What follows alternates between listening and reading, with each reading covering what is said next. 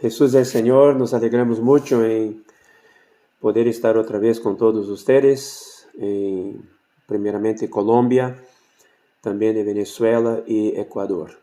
Gracias por este tiempo maravilloso. Ya creo que ya estamos como un mes que no tenemos esta comunión con todos.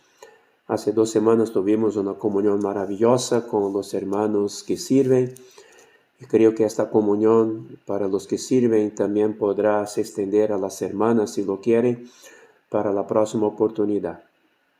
Antes de comenzar esta comunión, quisiera animar a todos que entienden portugués para que escuchen yo creo que fueron 4 o 5 mensajes que fueron, 5 comuniones que fueron dadas este último fin de semana en Brasil. Yo no pude participar personalmente, mas estoy escuchando los mensajes para todos los hermanos líderes de las iglesias. Y esta comunión fue de gran ayuda, abriendo una visión muy clara y amplia, ajustando nuestro servicio, nuestra visión cuanto a cómo servir al Señor, quién es nuestro centro, quién es el comienzo, quién es el fin. En verdad, Cristo mismo como el alfa y la omega, como el comienzo y como el fin de todo nuestro servicio y también de nuestra vida. Bueno, y entonces animo a todos que escuchen. La mayoría de los mensajes fueron dados por hermano Miguel y todos los hermanos que compartieron de manera bien tranquila, un portugués que se da para comprender. Amén. Entonces, por favor, animo a todos para que lo puedan tener. Yo voy a pasar en el grupo nuestro aquí, ¿no? Y después entonces ustedes pueden reproducir, pasar a otros hermanos. Quisiera hoy, hermanos, leer varios versículos y todos llegarán a una conclusión muy fuerte que al final Cristo es el centro verdaderamente de todo, especialmente de nuestras vidas, de nuestro servicio. Él es la meta, Él es el comienzo, Él es el fin. Vamos a leer entonces primeramente Hebreos 12, versículo 1 y 2, versículos que todos ya conocen muy bien. Dice así: por tanto, nosotros también, teniendo en derredor nuestro tan grande nube de testigos, despojémonos de todo peso y del pecado que nos asedia y corramos con paciencia la carrera que tenemos por delante, puestos los ojos en Jesús, el autor y consumador de la fe, el cual por el gozo puesto delante de él sufrió la cruz, menospreciando el oprobio, y se sentó a la diestra del trono de Dios. Estos 2 versículos aquí muestran que nosotros estamos en una carrera que tenemos por delante. La misma carrera que Pablo corrió y que al fin de su vida, 2 Timoteo 4, versículo 6, él dijo: he guardado la fe, he completado mi carrera, ¿no es cierto? Y he luchado la buena pelea. Hay una carrera que está por delante de nosotros. Y yo puedo decir que esa carrera está casi terminando. Está casi terminando porque el Señor viene pronto. La cuestión ahora es cómo estamos corriendo esta carrera. Y antes de que hablara de correr con paciencia la carrera que tenemos por delante, existe una acción que debe ser hecha, y debe ser hecha todos los días, despojándonos de todo peso y del pecado que nos asedia. Hay necesidad de despojarnos de todo peso y del pecado que nos asedia. ¿Por qué? Sabemos que para correr una carrera Usted tiene que estar despojado de todo peso muerto, porque esto va a impedir que tú corras bien y tú alcances la meta. Y sabemos que hay un enemigo todos los días que está poniendo peso sobre nuestras espaldas. Y también asediándonos con el pecado. ¿Por qué? Porque todo eso retrasa nuestra carrera. Retrasa nuestra jornada, nuestro servicio, nuestra vida. Por eso hay que despojarnos de todo peso y del pecado que nos asedia. ¿Y cómo nosotros nos despojamos de todo peso y del pecado que nos asedia? Versículo 2 nos da la respuesta. Puestos los ojos en Jesús, fijando la mirada en Cristo.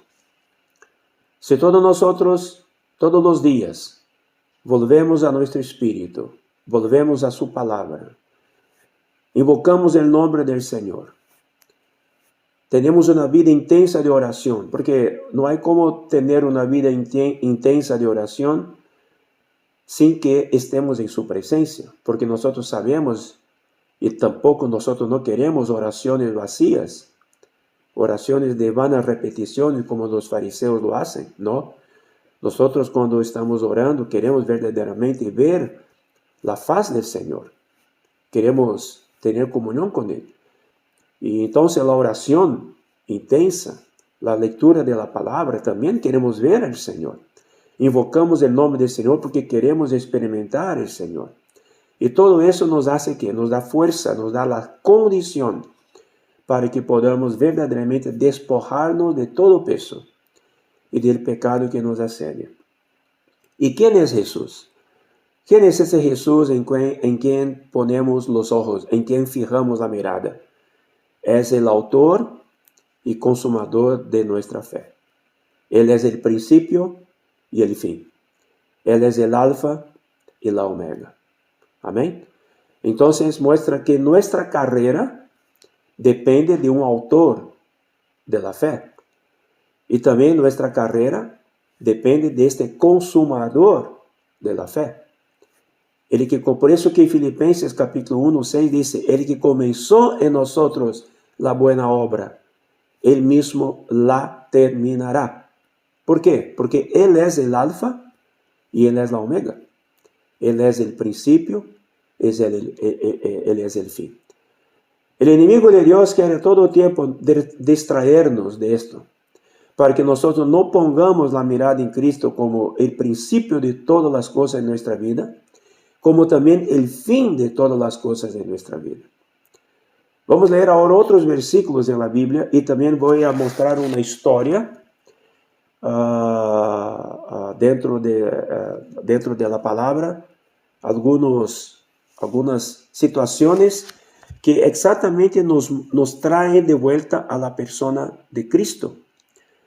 Hoy en este nuevo comienzo que vamos a repetir siempre, este nuevo comienzo no es un movimiento, mas es una realidad espiritual. Nosotros estamos aprendiendo a poner la mirada en Cristo. Estamos aprendiendo a fijarnos en Cristo. Dejar de mirar para otras cosas que nos distraen y mirar en la persona de Cristo.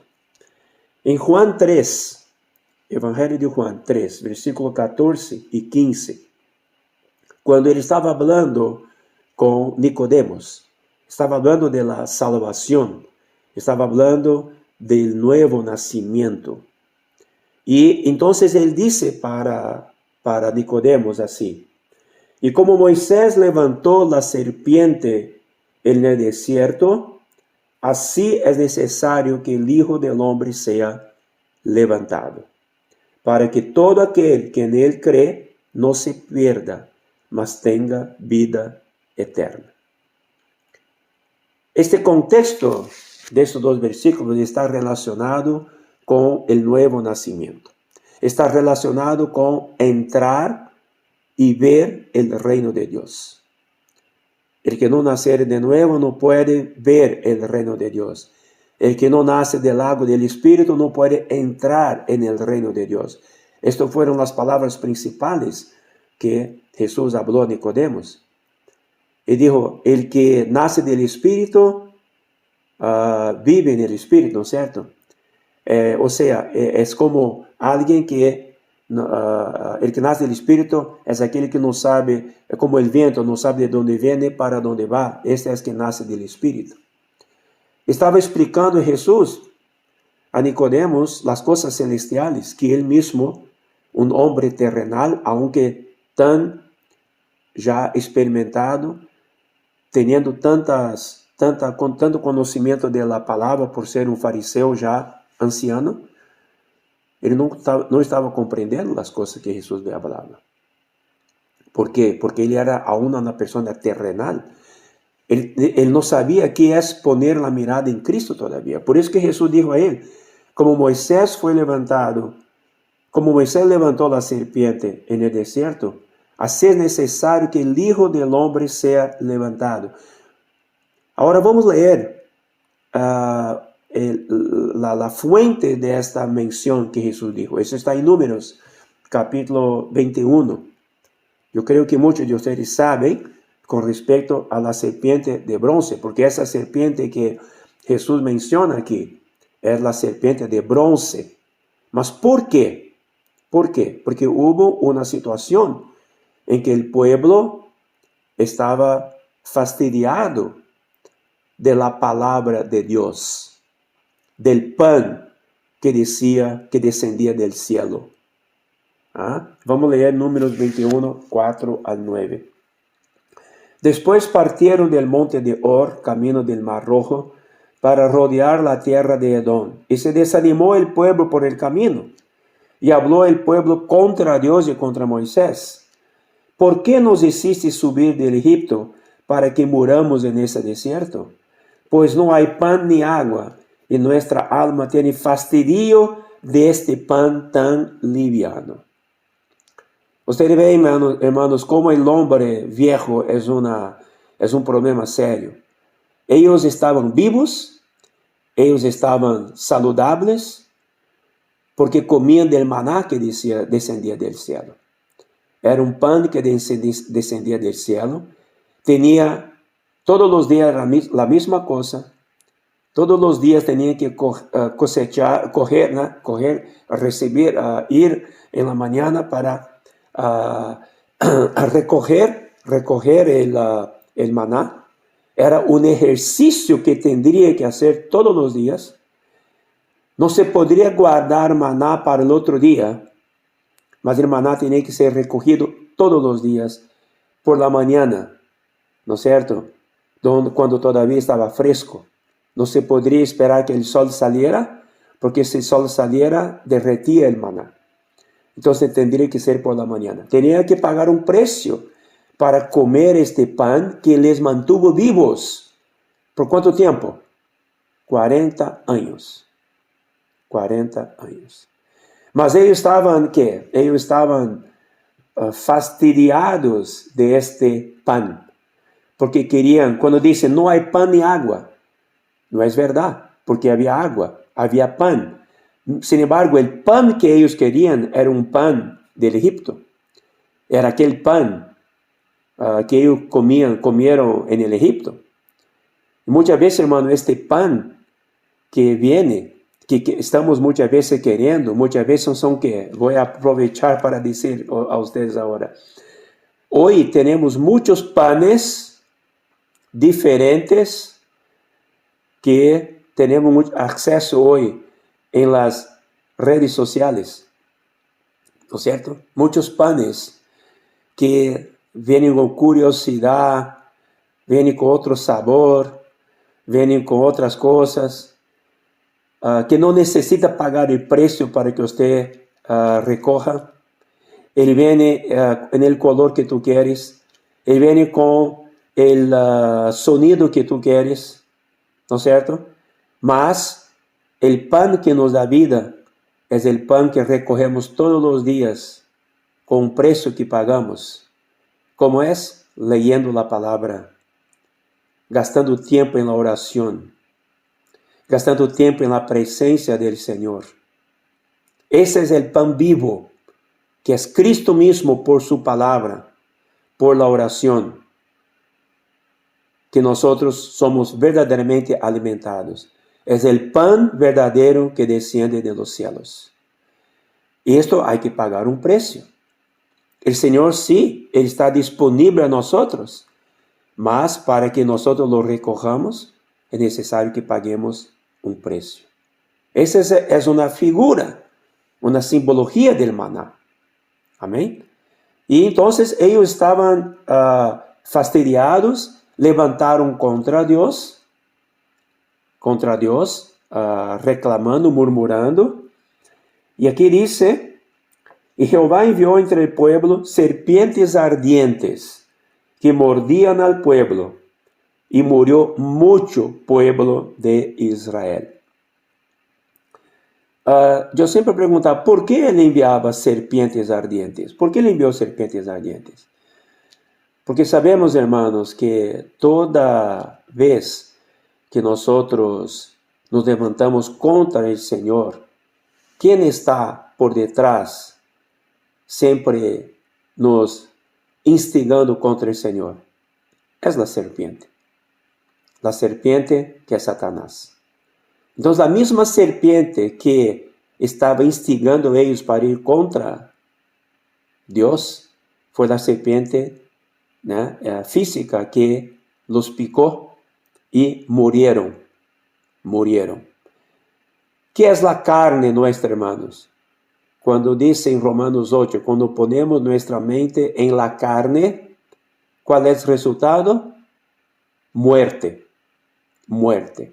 Porque en la carne habita ¿qué? Habita la naturaleza pecaminosa, ¿no es cierto? Y la naturaleza pecaminosa está conectado ¿con qué? Con la serpiente. Y la carne nos mata. Muerte. Mas cuando nuestra mente es puesta ¿dónde? En el Espíritu. ¿Qué tenemos? Tenemos vida y paz. Amén. Entonces, el versículo siguiente dice, entonces el pueblo vino a Moisés y dijo, hemos pecado por haber hablado contra Jehová y contra ti. Ruega a Jehová que quite de nosotros estas serpientes. Y Moisés oró por el pueblo. Jehová dijo a Moisés, hazte una serpiente ardiente o de bronce. Esta palabra ardiente aquí originalmente es de bronce, ¿ok? Y ponla sobre una asta. Una asta es un madero. Este madero, esta asta que Jesús menciona en Juan 13, que es necesario que el hombre del Hijo de Dios sea levantado. ¿Sea levantado dónde? El Hijo del Hombre sea levantado dónde? Sobre el madero, que es la cruz. Amén. Cristo sobre la cruz. Es la serpiente de bronce levantado sobre una asta. Y cualquiera que fuere mordido y mirare a ella, vivirá. Alabado sea el Señor. Por eso que Jesús hace esta relación aquí, en Juan 3, 14, 15. Como Moisés levantó la serpiente de bronce en el desierto, ustedes saben, serpiente de bronce tiene la forma de la serpiente, mas no tiene el veneno de la serpiente. Esto relaciona-se con Romanos capítulo 8, versículo 3. Voy a leer aquí para ustedes. Romanos 8, 3. Esto es muy importante que ustedes tengan esta relación para que comprendan bien lo que está en la palabra. Romanos 8, voy a leer versículo 1 adelante. Ahora pues ninguna condenación hay para los que están en Cristo Jesús, los que no andan conforme a la carne, sino conforme al Espíritu. Porque la ley del Espíritu de vida en Cristo Jesús me ha librado de la ley del pecado y de la muerte. Ahora, mira el versículo 3, hermano, que está relacionado con Cristo simbolizado por la serpiente de bronce. Porque lo que era imposible para la ley, por cuanto era débil por la carne, Dios enviando a su Hijo en semejanza de carne de pecado, y a causa del pecado, condenó al pecado en la carne. ¿Ok? Entonces, Jesús, él fue levantado sobre el madero, como la serpiente fue levantada sobre la asta. La serpiente de bronce tenía la forma, tenía la semejanza, mas no tenía el veneno. Jesús, él tomó la semejanza de carne de pecado cuando se revestió de la humanidad, mas sin pecado. Alabado sea el Señor. ¿Y cuál es la actitud que debemos tener? Cuando Moisés levantó la serpiente de bronce en el desierto, todos estaban siendo picados por las serpientes abrasadoras, ardientes. Mas todo el que mirara la serpiente de bronce sobre la asta vivía. El efecto del veneno de la serpiente ardiente ya no haría más efecto, porque la mirada en la serpiente de bronce sobre la asta daba vida, vivificaba. Aplicado a nuestra vida hoy, significa que todos los días, hermanos y hermanas, para que seamos sanados de nuestras enfermedades y del veneno de la serpiente que está en nuestra carne, nosotros debemos mirar a Cristo sobre la cruz. Por eso que Pablo dijo, no predico otra cosa sino Cristo y este crucificado. Por tanto, en nuestra vida, todos los días de nuestro vivir, hay que mirar para Cristo crucificado. Mirar para aquel que está sobre el madero. En Juan 12, 32, Juan 12, 32, hay un versículo muy fuerte también, que Jesús dijo para los fariseos, cuando estaba ahí discutiendo con los fariseos. Versículo 32. Y yo, si fuere levantado de la tierra, a todos atraeré a mí mismo. Y decía esto dando a entender de qué muerte iba a morir. Porque levantado de la tierra es alzado de la tierra. ¿Sobre qué? Sobre el madero, sobre la cruz. Como la serpiente de bronce fue levantada sobre la asta. Y lo importante aquí en el versículo 32 es, una vez que él fue levantado de la tierra, a todos atraeré a mí mismo. O sea, todos mirarán para Cristo. Y cuando todos miraren para Cristo, serán sanados. Essa sanidad, hermanos, no es solamente cuando nosotros fuimos salvos, regenerados, fuimos libertados del pecado, de la muerte eterna. No. Esta sanidad, ella sigue todos los días. Esta sanidad sigue todos los días. Hay que mirar Cristo sobre la cruz. Hay que mirar Cristo y este crucificado todos los días, para que nosotros seamos sanados, para que nuestra carrera en que estamos corriendo pueda ser corrida sin el peso del pecado y también todo otro peso que nos asedia. Amén. Eso es muy importante que estemos claramente marcados ahí. Oh, Señor Jesús. Muy bien. Ahora, otra cosa que muestra que debemos, otros versículos que muestran que debemos mirar solamente a Cristo. Mateo 17, 5 a 8. Mateo 17, 5 a 8. Bueno, yo voy a leer todo en Mateo 17 a partir del versículo 1. Por favor, voy a pedir para que los hermanos cuiden con sus micrófonos, por favor, ¿está bien? Mateo 17. Aquí, Mateo 17, todos conocen, habla de la transfiguración de Cristo.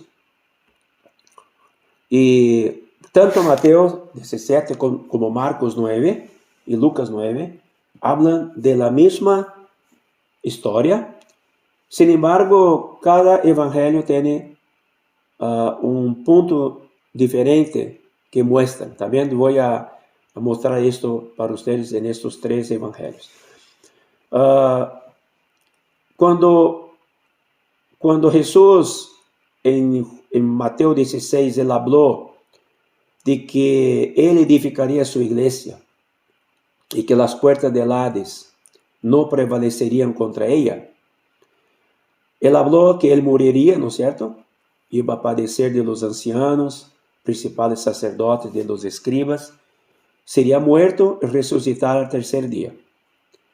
Aquí ya está hablando de ser erguido sobre el madero. Ya estaba hablando de él mismo como la serpiente de bronce, como Moisés erguió la serpiente de bronce, que él sería levantado sobre el madero. Él estaba mostrando exactamente este punto central. Entonces, sabemos que vino Pedro con toda su palabra, intentando reconvenir al Señor, que no pasara por esto. Y ahí Jesús dijo, quítate delante de mí, Satanás, me eres tropiezo porque no pones la mira en las cosas de Dios, sino en las de los hombres. Ustedes perciban aquí, hermanos, la mirada como es importante.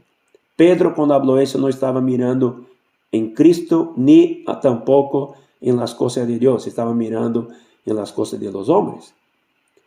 Entonces, aquí Jesús estaba mostrando, si yo no muero sobre la cruz, no podré atraer todos a mí mismo.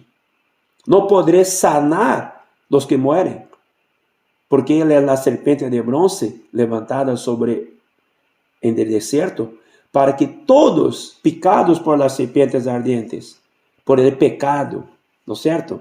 Ya estaban todos muertos, puedan poner la mirada en Él y ser sanados y vivir. Por eso que Jesús dijo, versículo 24 de Mateo 16, entonces Jesús dijo a sus discípulos, si alguno quiere venir en pos de mí, néguese a sí mismo, tome su cruz y sígame. Aquí muestra la cruz aplicada a nuestro vivir diario para seguir al Señor. O sea, cuando miramos a Cristo crucificado, nosotros tenemos la aplicación de tomar la cruz y seguir al Señor. Bueno, una vez hablado todo esto, el Señor Jesús lleva a los discípulos después de 6 días. Aquí dice, 6 días después, Mateo 17:1, Jesús tomó a Pedro, a Jacobo y a Juan, su hermano, y los llevó aparte a un monte alto. En Lucas 9, él habla de la misma historia, y dice que Jesús fue y oró. Marcos no menciona que Jesús estaba orando, y aquí también en Mateo 17 no menciona que Jesús estaba orando. Mas en Lucas menciona que Jesús fue para orar. Y dice así en Lucas 9, mientras Jesús oraba, su rostro resplandeció como el sol y sus vestidos se hicieron blancos como la luz. Interesante esta colocación. ¿Por qué Lucas menciona esto? Porque, hermanos, muestra que el Señor Jesús, como el Hijo de Dios, como el Hijo del Hombre, fue al monte para ¿qué? Tener comunión con el Padre, para orar. Esto Él hacía todos los días, siempre. Él nunca dejó este hábito de orar al Padre, de buscar la presencia del Padre. Y mientras Él oraba, su cuerpo se transfiguró. Eso es lo que dice Lucas 9. Yo creo que esa experiencia también puede ser aplicada a nosotros. Que cuando estamos verdaderamente en una vida de oración intensa, tenemos ese momento de intimidad con el Señor, experimentaremos también la gloria y la presencia del Señor en nuestra vida. Amén. Por eso que su rostro resplandeció como el sol y sus vestidos se hicieron blancos como la luz. Y aquí entonces hay la historia que les aparecieron Moisés y Elías hablando con él. Moisés y Elías hablando con él. Entonces Pedro dijo a Jesús, versículo 4, Señor, bueno es para nosotros que estemos aquí. Si quieres, hagamos aquí 3 enramadas, una para ti, otra para Moisés y otra para Elías. Muy interesante aquí, hermano. Nosotros ya leemos esto varias veces. Me gustaría ir para Lucas. Vamos para Lucas 9. Voy a buscar ahora leer un poco de lo que Lucas 9 dice. Lucas 9, 2 a 8. Lucas 9, 28. Aconteció como 8 días después de estas palabras que tomó a Pedro, a Juan y a Jacobo y subió al monte a orar. Y entre tanto que oraba, la apariencia de su rostro se hizo otra, y su vestido blanco y resplandeciente. Y aquí 2 varones que hablaban con él, los cuales eran Moisés y Elías. Ahora, mira, mi hermano, qué interesante, versículo 31 de Lucas, menciona una cosa que Mateo y Marco no mencionan. ¿Por qué Moisés y Elías aparecieron? 31. Quienes aparecieron rodeados de gloria y hablaban de su partida que iba Jesús a cumplir en Jerusalén. Interesante. El tema de la charla entre Moisés, Elías y Jesús era de la partida de Jesús, o sea, de la muerte de Jesús, y que lo que Jesús iba a cumplir en Jerusalém. ¿Por quê? Porque tanto Moisés quanto Elías, Moisés representando la ley y Elías representando los profetas, todos hablaban acerca de Cristo. Porque toda la palabra de Dios, todo el universo, toda la palabra, desde Génesis hasta Malaquías, todo el Antiguo Testamento, hablaba a respecto de Cristo. Moisés sabía de esto. Elías también. ¿No es verdad, hermanos? Entonces, ellos cuando vinieron a hablar con Jesús, estaban muy seguros y sabían claramente que el superior de ellos era Jesús. Mas Pedro, cuando miró a los 3, porque todavía no conocía la voluntad de Dios, ¿qué hizo Pedro? Puso Moisés y Elías en el mismo nivel de Jesús. O mejor, puso a Jesús en el mismo nivel de Moisés y Elías. Mientras que Moisés y Elías, cuando vinieron a hablar con Jesús, porque Jesús era el centro. La muerte de Jesús cambiaría toda la historia. Moisés y Elías sabían de esto, porque sabían que todo lo que ellos hicieron y hablaron antiguamente se refería a Cristo. Entonces, mas Pedro no tenía esta visión. Y Pedro puso igual Jesús a Moisés y Elías. Interesante que versículo 33 aquí de Lucas 9 dice, sucedió que apartándose ellos de él, Pedro dijo a Jesús, Maestro, bueno es para nosotros que estemos aquí, hagamos 3 enramadas, una para ti, una para Moisés y una para Elías. Ahora, tanto en Mateo, Marco y Lucas, esta última frase es mencionada, no sabiendo lo que decía. ¿Qué significa no sabiendo lo que decía? Significa que Pedro estaba hablando sin discernimiento. Sin discernimiento. 34 dice, mientras él decía esto, en Mateo y Marco también dice, mientras él hablaba sus palabras sin discernimiento, vino una nube que los cubrió. ¿Qué pasó con la nube? La nube cuando cubrió, hizo desaparecer los 3.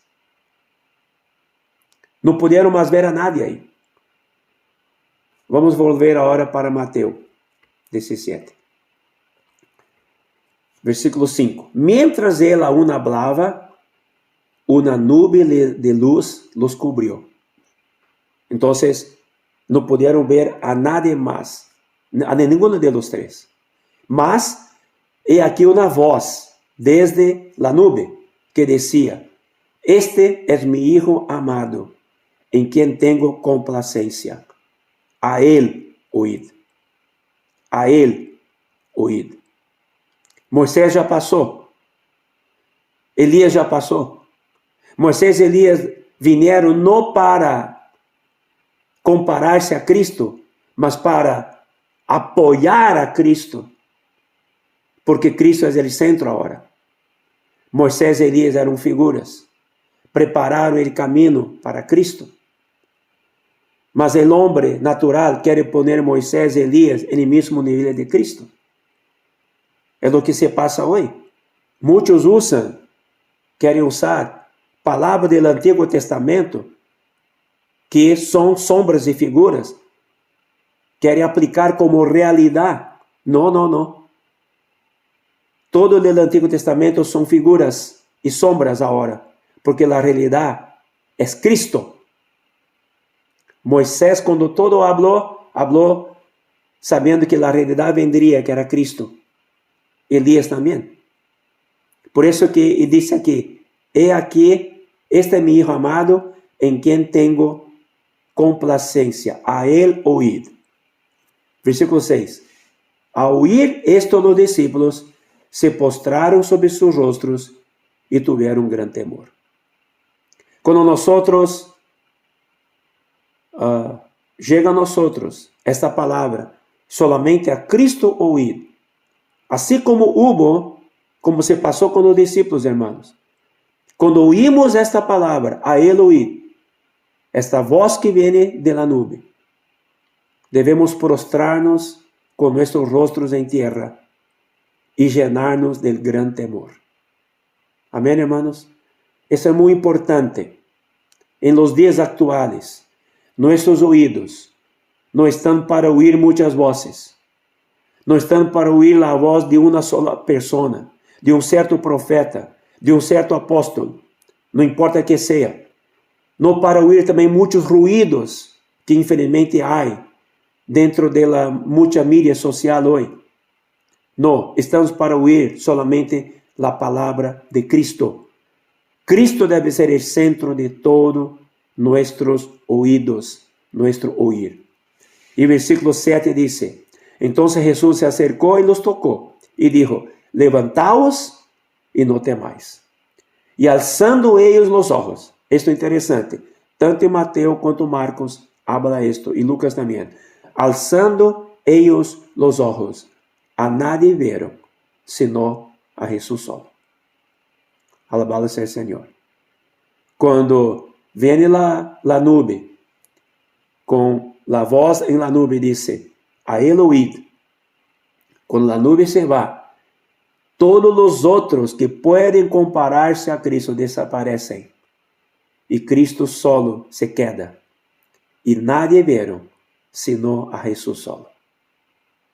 Hermanos, que nesta etapa da edificação da igreja em que estamos vivendo, esta vida da igreja que estamos vivendo, não estamos aqui para escuchar doutrinas, buenas enseñanzas.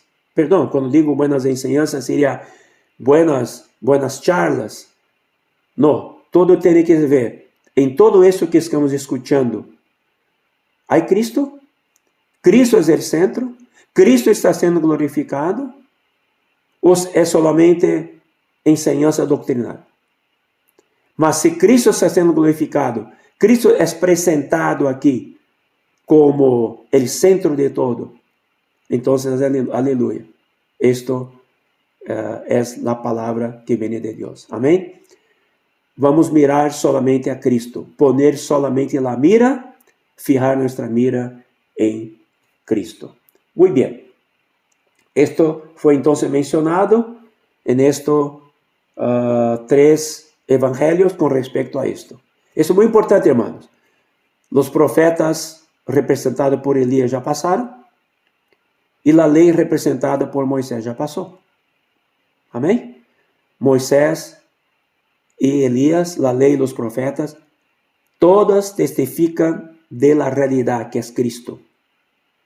Em Lucas capítulo 24, eu havia compartido esto com os irmãos de Venezuela, e é uma palavra muito rica aqui em Lucas 24, quando conhecemos a história, não é certo, de los dois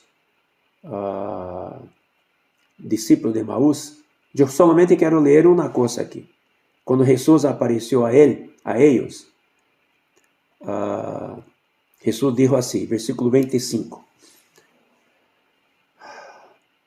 Então ele les dijo, Jesus le dijo: oh insensatos e tardos de coração, para creer todo lo que los profetas han dicho. Aqui menciona Jesus os profetas. Mas que os profetas han dicho? Qual é o tema de los profetas? 26. Não era necessário que el Cristo padeciera estas coisas e que entrara em sua glória? Todos os profetas hablaram, lógico, hablaram de muitas coisas, mas todos estavam concentrados em uma sola pessoa, Cristo. Imagina, hermanos. E versículo 27, Jesus agora disse, começando desde Moisés escreveu quantos livros? 5, não é certo? Gênesis, Éxodo, Levíticos, Números e Deuteronômio. Começando desde Moisés, seguindo por todos os profetas, nesse caso representado por Elias, não é certo? Allá em Reis, Elias, Eliseu, e depois temos os profetas que deixaram sus escritos, os profetas maiores, os profetas menores, Ezequiel, Isaías, Jeremias, Amós, Oseas, Malaquias e Joel, outros, muitos, todos. Começando desde Moisés e seguindo por todos os profetas, les declarava em todas as escrituras lo que de él decían. ¿De quién? De Cristo. Esto muestra, hermanos, que la palabra está centrada en Cristo. Oh, Señor Jesús. Qué cosa maravillosa. Ahora después, cuando Jesús más tarde, Él aparece a sus discípulos otra vez. Y ahí los dos de Emaús ya habían regresado a Jerusalén. Versículo 44 de Lucas 24. Y les dijo, estas son las palabras que os hablé, estando aún con vosotros, que era necesario que se cumpliese todo lo que está escrito de mí en la ley de Moisés, en los profetas y en los salmos. Aqui Jesus completa, mostrando que de Gênesis a Malaquias, todo lo que está escrito es acerca de Cristo. Alabado sea el Señor. La mirada nuestra tiene que ser en Cristo. Bueno, ahora voy a concluir con un aspecto, una historia. Antes de esto quiero leer con ustedes Hebreos. Hebreos 9. Abran la Biblia en Hebreos 9, versículo 1 al 5. Voy a dar énfasis aquí a un mueble del tabernáculo que se llama arca. El arca. Una breve historia del tabernáculo. Ustedes saben que el tabernáculo en el desierto tenía la tienda de la congregación, que era la parte más grande afuera, y el tabernáculo, que era el centro. Y en el tabernáculo, en la parte de afuera, era el atrio. Ahí había los velos, entrando los velos, la primera parte llamábase Santo Lugar, donde había algunos muebles ahí, utensilios, el candelero de oro, la mesa de los panes y también el altar de incienso. Y más al centro en una parte central llamado Santísimo, estaba ¿qué? Estaba el arca del testimonio y el propiciatorio sobre el arca. Eran las dos únicas cosas que había ahí. Y sobre el propiciatorio los dos querubines. Y dentro, geográficamente, isso é muito interessante, hermanos, geográficamente, en cuestión de las medidas del tabernáculo, el arca, él se quedaba exactamente en el centro geométrico de todo el tabernáculo y de la tienda de la congregación. Él era el centro geométrico, mostrando que el punto central era el arca. Amén. Bueno, y ustedes saben que las 12 tribus de Israel, ellos acampaban alrededor del tabernáculo. Y todos miraban hacia adentro, no miraban hacia afuera. Interesante, es un ejército que fue formado no mirando hacia afuera. Ellos daban las espaldas hacia afuera. Mas la mirada de ellos era hacia adentro. Mirando ¿qué? El tabernáculo. ¿Y qué era el centro del tabernáculo? Era el arca. Mostrando, hermanos, que cuando nosotros estamos nos moviendo, estamos mirando para el centro que es el tabernáculo representando la iglesia y dentro de la iglesia representado por ¿qué? Por Cristo, que es el arca. Amén. El arca es el centro de nuestro vivir y de nuestro servicio. Alabado sea el Señor. Bueno, ahora Hebreos 9, versículo 1 al 9 dice así. Ahora bien, aún el primer pacto tenía ordenanzas de culto y un santuario terrenal, porque el tabernáculo estaba dispuesto así. En la primera parte, llamado el lugar santo, estaba el candelero, la mesa y los panes de la proposición. Tras el segundo velo estaba la parte del tabernáculo llamada el lugar santísimo. Interesante, aquí la explicación de Pablo, él pone el altar de incienso dentro, el cual tenía un incensario de oro y el arca del pacto, cubierta de oro por todas las partes, en la que estaba una urna de oro que contenía el maná, la vara de Aarón que reverdeció y las tablas del pacto. Bueno, aquí no quiero entrar en detalles. Esta arca tenía 3 cosas dentro de ella. La urna de oro que contiene maná, mostrando el suministro, el alimento que alimentó el pueblo de Israel, el pan que vino del cielo. Jesús dijo, yo soy el verdadero pan que descendió del cielo. La vara de Aarón que reverdeció, representando la resurrección. Yo soy la resurrección y la vida, ¿no es cierto? Y las tablas del pacto, la palabra de Dios. Y el propio Señor Jesús es la palabra. Bueno, una rápida explicación. Aquí tenemos el arca. Amén. El arca como centro del tabernáculo. Bueno, ahora quiero terminar con esto. Quiero leer con ustedes Josué. Josué capítulo 5 y 6. Ahora, por favor.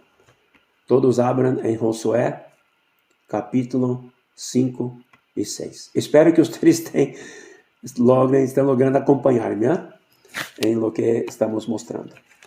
Bueno, Josué 5. Ustedes conocen la historia de Josué. Josué fue el servidor de Moisés, que estuvo siempre cerca de Moisés. Moisés partió, Josué reemplazó Moisés y lideró el pueblo de Israel para entrar en la buena tierra. Pasaron el río Jordán. Ya quiero leer rápidamente para ustedes. Aquí en Josué capítulo 5 y 6 muestran principios muy importantes, hermanos, de nuestra conducta, nuestro vivir y nuestro servicio. Bueno, voy rápidamente pasar por Josué 5, mas quero ler com vocês. Versículo 1. Quando todos os reis de los amorreos que estavam al outro lado del Jordán, al occidente, e todos os reis de los cananeos que estavam cerca del mar, oyeron como Jehová había secado las aguas del Jordán delante de los hijos de Israel, hasta que hubieron pasado, desfalleció su corazón, y no hubo más aliento en ellos delante de los hijos de Israel. En aquel tiempo Jehová dijo a Josué: hazte cuchillos afilados, y vuelve a circuncidar la segunda vez a los hijos de Israel. Y Josué se hizo cuchillos afilados, y circuncidó a los hijos de Israel en el collado de Aralot. Esta es la causa por la cual Josué los circuncidó. Atención aquí.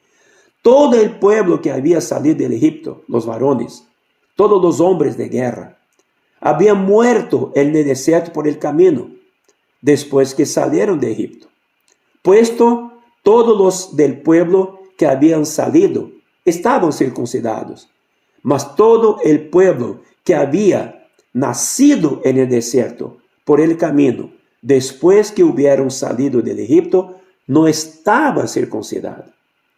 Porque los hijos de Israel anduvieron por el desierto 40 años, hasta que todos los hombres de guerra que habían salido de Egipto fueron consumidos. ¿Por qué? Por cuanto no obedecieron la voz de Jehová. Ustedes conocen la historia. Por lo cual Jehová les juró que no les dejaría ver la tierra de la cual Jehová había jurado a sus padres, que nos la daría, tierra que fluye leche y miel. Versículo 7 ahora, atención.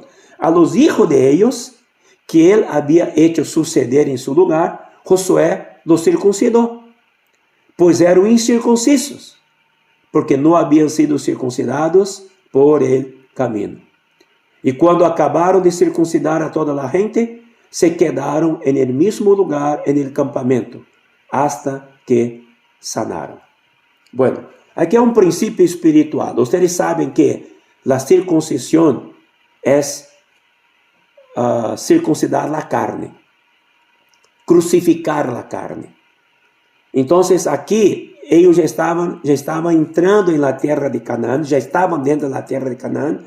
Hay un principio aquí, que para disfrutar de Canaán, disfrutar de Cristo como la buena tierra, es necesario la circuncisión. Circuncisión significa despojarnos de la carne y de todo el pecado. Eso está relacionado con Hebreos 12, cuando leímos, despojándonos de todo peso y del pecado que nos asedia. ¿Se acuerdan? Y también cuando dice que nosotros no ponemos nuestra mente en la carne, mas en el espíritu. Y la verdadera circuncisión, dice en Romanos 3, que es aquel del espíritu, ¿no? O sea, la circuncisión espiritual de abandonar la carne. Entonces, nuestro servicio, nuestro vivir hoy en la nueva creación, porque la nueva tierra, la buena tierra representa la nueva creación, no puede tener la carne. Muy bien. Versículo 9. Y Jehová dijo a Josué: hoy he quitado de vosotros el oprobio de Egipto, por lo cual el nombre de aquel lugar fue llamado Gilgal hasta hoy. Y los hijos de Israel acamparon en Gilgal y celebraron la Pascua a los 14 días del mes, por la tarde en los llanos de Jericó. Después que ellos fueron circuncidados, la carne fue cortada, podemos decir así, celebran la Pascua. ¿Qué es celebrar la Pascua? Celebrar la Pascua hoy para nosotros es la mesa del Señor. O sea, nosotros somos recordados que nosotros hacemos parte ahora de una nueva creación en Cristo, en la nuevo pacto en Cristo. Amén. Estoy aplicando esto aquí, estoy tomando esto como aplicación dentro de la realidad en que estamos viviendo. Una vez que todo lo que habla del Antiguo Testamento se refiere a Cristo en la nueva creación. Entonces podemos aplicar esto. Entonces la Pascua, cuando ellos comieron, fueron para recordar que salieron del Egipto y que había en la Pascua. Había el cordero. Aquí no dice que comieron del cordero, porque todavía quizá no había cordero, porque dice en versículo 11, al otro día de la Pascua comieron del fruto de la tierra, los panes sin levadura, y en el mismo día espigas nuevas tostadas. Bueno, aquí todo refiere-se, espigas nuevas tostadas se refiere a resurrección. Panes sin levadura significa sin pecado. Ellos recordaron de la Pascua, tomando Cristo como el centro. Y el versículo 12 dice, y el maná cesó el día siguiente, desde que comenzaron a comer del fruto de la tierra. ¿Por qué? Porque ahora el maná, que era una figura, una sombra del verdadero pan, ahora que está en la buena tierra, que es el fruto de la tierra, es la realidad. ¿Comprende, hermanos? Cómo la aplicación es maravillosa. El maná fue dado en el desierto, mas ahora ya no están más en el desierto, están en la buena tierra. Entonces ahora hay fruto de la tierra para comer. Aleluya. Hoy Cristo es la buena tierra. El verdadero fruto está ahí. Por un lado, Él fue el maná, mas por otro lado, Él es el fruto de la tierra. Ahora, la realidad. Y los hijos de Israel nunca más tuvieron maná, sino que comieron de los frutos de la tierra de Canaán aquel año. ¡Qué maravilla! Bueno, ahora una tercera cosa. Versículo 13. Estando Josué cerca de Jericó, alzó sus ojos y vio a un varón que estaba delante de él, el cual tenía una espada desenvainada en su mano. Y Josué, viendo hacia él, le dijo, ¿eres de los nuestros o de nuestros enemigos? Ponga atención a esta pregunta. ¿Eres de los nuestros o de nuestros enemigos? Él respondió, ¿quién? El varón respondió, no soy de ustedes, tampoco de los enemigos, porque no estoy de ningún lado, en verdad, no soy yo que estoy en el lado de nadie, ustedes tienen que estar en mi lado. ¿Comprenden? Porque el Señor es el centro. El varón, aquí dice, como príncipe del ejército de Jehová he venido ahora. Josué entendió que no era cuestión de que este varón tenía que estar en su lado, sino que Josué tendría que estar en el lado del príncipe de los ejércitos. Entonces Josué, prostrándose sobre su rostro en tierra, le adoró y le dijo, ¿qué dice mi señor a su siervo?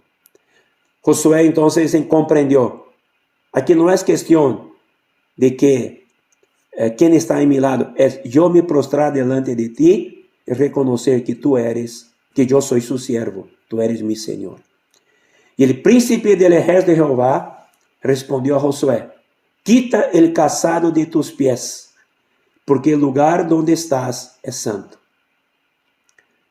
Este versículo, hermanos, es un versículo hermano de cuando Dios se presentó a Moisés allá en la zarza que ardía. Acuérdense. Cuando Moisés miró la zarza que ardía, él llegó cerca y cuando llegó cerca, Dios dijo, quita el calzado de tus pies porque el lugar donde estás es santo. Y Josué así lo hizo. ¿Qué significa, hermanos?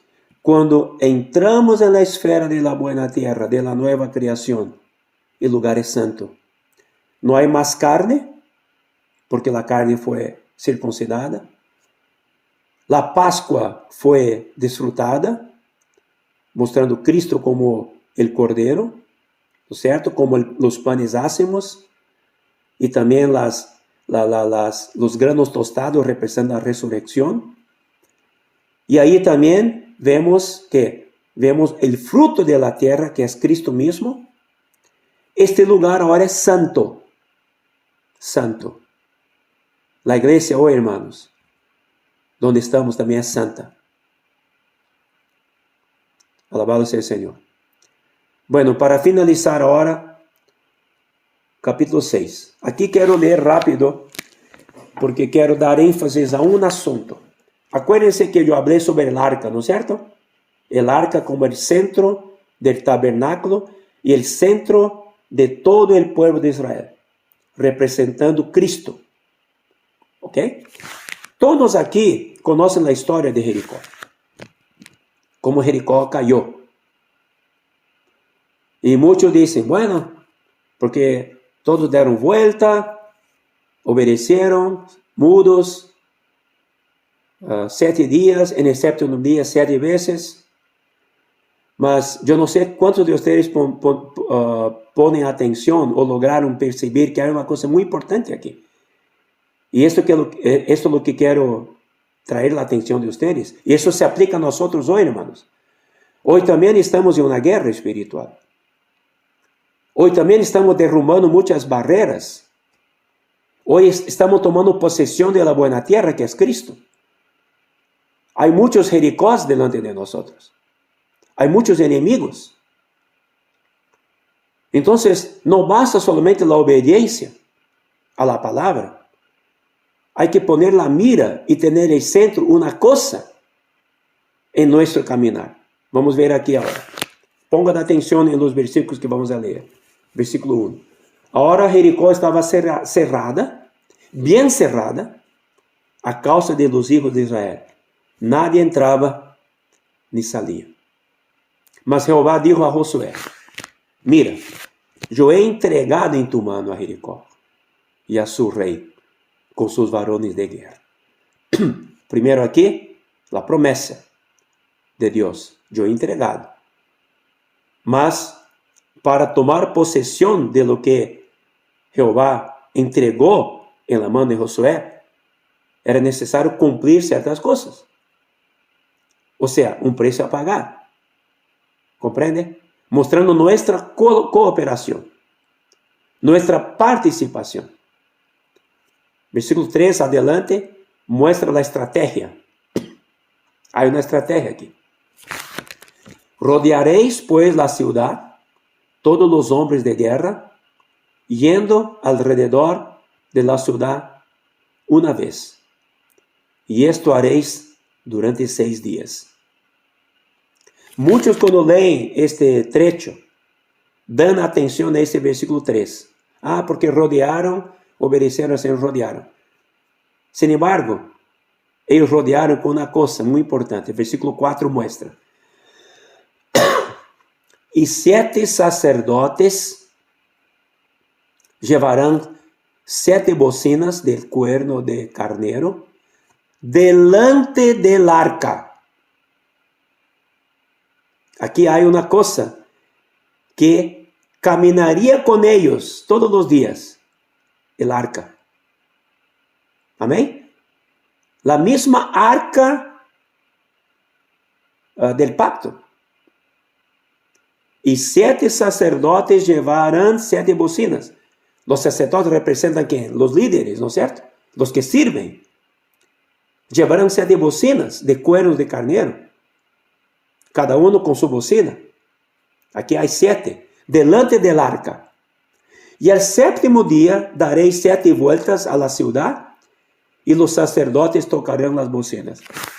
Yo quiero poner la atención a ustedes, hermanos, que ellos estaban rodeando la ciudad, alrededor de la ciudad, de acuerdo con el versículo 3, los hombres de guerra. Sin embargo, en el centro, junto con este grupo que estaba rodeando, estaba una cosa, el arca. Oh, Señor Jesús. Y versículo 4 final dice, los sacerdotes tocarán las trombetas, las bocinas, al final. Versículo 5, y cuando toquen prolongadamente el cuerno de carnero, así que oigas el sonido de la bocina, todo el pueblo gritará a gran voz, y el muro de la ciudad caerá. Entonces subirá el pueblo, cada uno derecho hacia adelante. Aquí es la estrategia. Mas por favor, no se olviden que había un arca. Não era a estratégia que funcionava, era o hecho que el arca estava presente.